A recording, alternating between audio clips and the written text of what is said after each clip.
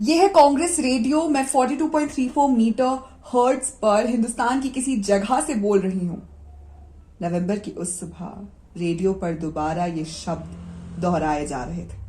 मुंबई की गिरगांव चौपाटी के सामने से पुलिस की नीले रंग की विलायती लॉरी दाएं घूमी।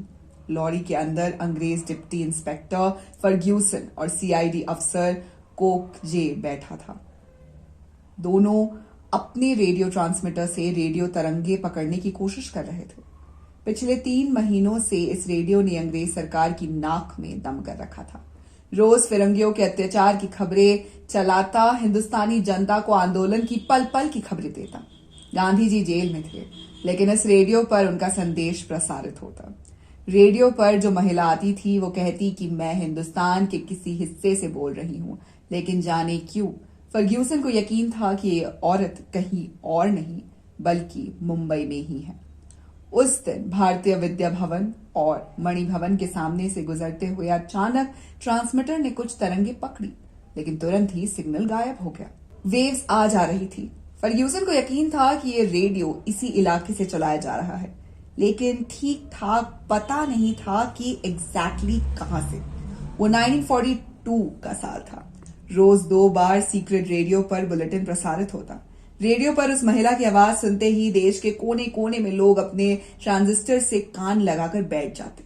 अंग्रेज दूसरे विश्व युद्ध में व्यस्त थे और यहां हिंदुस्तानियों ने ब्रिटिश सरकार के खिलाफ मरो या मारो की लड़ाई छेड़ दी थी। हमें अंग्रेज हुकूमत से पूरी तरह से आजादी चाहिए थी। 8 अगस्त को मुंबई के गोवालिया टैंक मैदान से महात्मा गांधी ने करो या मरो का नारा दिया और भारत छोड़ो आंदोलन की शुरुआत की हुई। 12 अगस्त को गांधी को गिरफ्तार कर लिया गया। ब्रिटिश सरकार ने प्रेस पर पाबंदी लगा दी। अंग्रेज इस आंदोलन से इतने बौखलाए हुए थे कि उन्होंने चप्पे चप्पे में आंदोलनकारियों की धरपकड़ के लिए पुलिस का जाल बिछा दिया। एक जगह से दूसरी जगह सूचना पहुंचाना असंभव हो गया था। 9 अगस्त 1942 की शाम कांग्रेस के कुछ युवा समर्थकों ने बॉम्बे में बैठक की। इन लोगों का विचार था कि भारत छोड़ो आंदोलन की आग मध्यम न पड़ने पाए, इसके लिए कुछ कदम उठाने जरूरी थे। इन लोगों का मानना था कि अखबार निकाल कर वो अपनी बात लोगों तक नहीं पहुंचा पाएंगे, क्योंकि ब्रिटिश सरकार के दमन के आगे अखबार की पहुंच सीमित होगी। ऐसे में एक सीक्रेट रेडियो स्टेशन देशवासियों को आंदोलन की खबरें पहुंचाने और आंदोलन की अलख जलाए रखने का काम कर रहा था। इस रेडियो स्टेशन का ठिकाना रोज बदल जाता। अंग्रेजों को इसका ठिकाना मालूम करने और इससे जुड़े लोगों को गिरफ्तार करने में 4 महीने लग गए।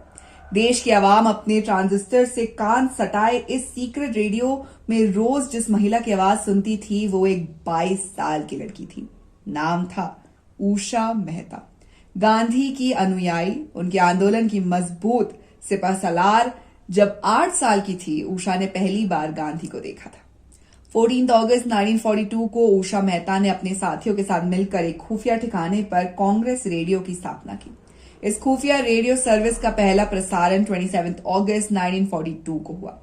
पहले प्रसारण में उषा मेहता ने धीमी आवाज में रेडियो पर घोषणा की, ये कांग्रेस रेडियो की सेवा है जो 42.34 मीटर पर भारत के किसी हिस्से से प्रसारित की जा रही है।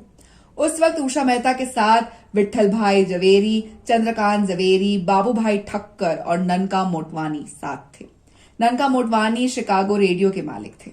इन्होंने ही रेडियो ट्रांसमिशन का काम चलाओ उपकरण और टेक्नीशियन उपलब्ध करवाए थे। 25 मार्च 1920 को गुजरात के सूरत के पास एक छोटे से गांव सरस में उषा का जन्म हुआ था। पिता अंग्रेज सरकार में जज थे। ये 1928 की बात है। एक दिन सरस गांव में गांधी जी का एक सभा का आयोजन हुआ। पूरा गांव उनका भाषण सुनने के लिए पहुंच गया। उस भीड़ में 8 बरस की उषा भी थी। उस नन्ही बच्ची पर गांधी के शब्दों का इतना असर पड़ा कि उस दिन घर पहुंचकर उसने ऐलान कर दिया कि वो आजादी के आंदोलन में हिस्सा लेगी। उसी दौरान गांव में एक छोटा सा कैंप भी लगा था, जहां लोगों को हथकड़घे से सूत काटना और कपड़ा बुनाना सिखाया जा रहा था। नन्ही उषा भी उस कैंप में पहुंच गई। वहां उसने सूत काटना और कपड़ा बुनना सीखा। उसी साल जॉन साइमन के नेतृत्व वाला साइमन कमीशन हिंदुस्तान आया था और भारतीय उसका विरोध कर रहे थे। गांव में भी साइमन कमीशन के खिलाफ विरोध प्रदर्शन हुआ और 8 साल की उषा ने उस प्रदर्शन में हिस्सा लिया। 12 मार्च 1930 को जब गांधी ने दांडी यात्रा शुरू की और नमक सत्याग्रह की शुरू किया, तब उषा सिर्फ 10 साल की थी। वो समंदर का पानी भरकर घर लाती और उससे घर पर नमक बनाती। इन नन्ही बच्ची के जज्बे को चर्चा चारों ओर होने लगी। लोग उसे नन्ही क्रांतिकारी कहकर बुलाने लगे। 17 बरस की उम्र से ही उषा ने गांधी का अनुसरण करते हुए अपना सूत खुद काटना और अपनी साड़ी खुद बुनना शुरू कर दिया था। उसके बाद से उन्होंने आजीवन हाथ काटी खाड़ी की साड़ी ही पहनी।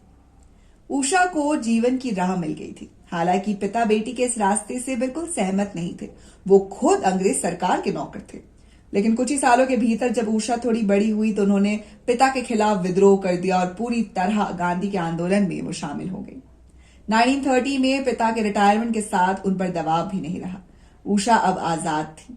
स्कूल की पढ़ाई खत्म करने के बाद जब उन्हें आगे पढ़ने के लिए मुंबई भेजा गया तो मानो उन्हें पूरी आजादी मिल गई हो। 1939 में उन्होंने मुंबई के विल्सन कॉलेज से फिलॉसफी में ग्रेजुएशन किया। पिता चाहते थे कि वो लॉ करे, लेकिन वही समय था जब गांधी का आंदोलन जोर पकड़ रहा था। भारत छोड़ो आंदोलन की भूमिका बन रही थी। उषा ने लॉ कॉलेज जाने से इनकार कर दिया और पिता से कहा, इस वक्त देश को मेरी जरूरत है, पढ़ाई तो बाद में भी की जा सकती है। सीक्रेट रेडियो स्टेशन और 4 साल की जेल। गांधी की गिरफ्तारी के बाद उषा ने सीक्रेट रेडियो स्टेशन की शुरुआत की। नाम था कांग्रेस रेडियो। इस रेडियो में वो रोज हिंदी और अंग्रेजी दोनों भाषाओं में आंदोलन की खबरें पढ़ती। अंग्रेजों की नजर भी इस रेडियो पर थी, लेकिन उन्हें इसका ठिकाना ही नहीं मालूम पड़ रहा था, क्योंकि ठिकाना रोज बदल जाता था। इस चक्कर में अंग्रेजों ने कई कांग्रेसियों के घर छापे मारे, लेकिन जब तक अंग्रेज पहुंचते पूरा साजो सामान वहां से रफा दफा हो चुका होता था।